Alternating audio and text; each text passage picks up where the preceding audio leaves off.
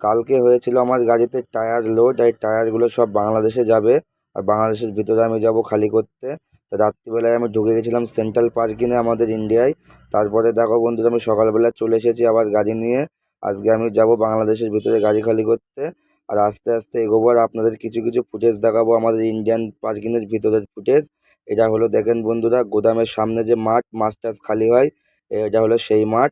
তারপর আবার এগিয়ে চলে আসলাম, আর এইটা হলো বাংলা মাঠ বন্ধুরা আমাদের ইন্ডিয়ার ভিতরে। এখান থেকে বাংলা গাড়ি লোড হয়। দেখো বাংলা গাড়ি লোড হচ্ছে বন্ধুরা ওখানে। তারপরে আমি চলে আসলাম গেটের সামনে।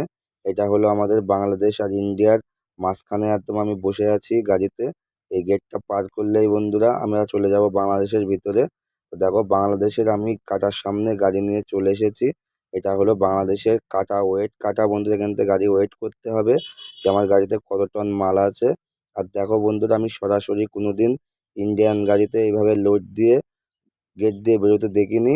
কেননা বাংলাদেশের গাড়িতে লোড হয়েই তারপরে ইন্ডিয়ায় গিয়ে খালি হয়। এটা হয়তো আলাদাভাবে পাসিং করানো, আমি জানি না। তো দেখো যাই হোক, এই গাড়িটাই নিয়ে যাচ্ছে কোনো একটা মেশিন। তা বন্ধুরা, আমি ওখান থেকে গাড়ি ছেড়ে দিলাম। আমার গেটের কাজ সব মিটে গেছে। তারপরে আমি গাড়ি নিয়ে চলে যাব এখন পার্কিংয়ের একদম এক ভিতরে সাইডের দিকে। দেখি কোথায় গাড়ি লাগানো যায়। তো জায়গা পেয়ে দেখো বন্ধুরা, আমি এই জায়গাটায় গাড়ি লাগিয়েছি।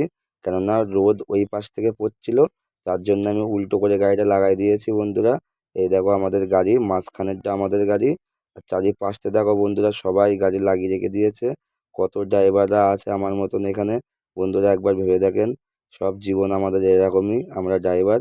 তা বিকেল পর্যন্ত কাটানোর পরে চলে আসলো আমার গাড়িতে। একজন এসে বলল যে তোমার গাড়ি খালি হবে না, বাংলাদেশের পার্টি।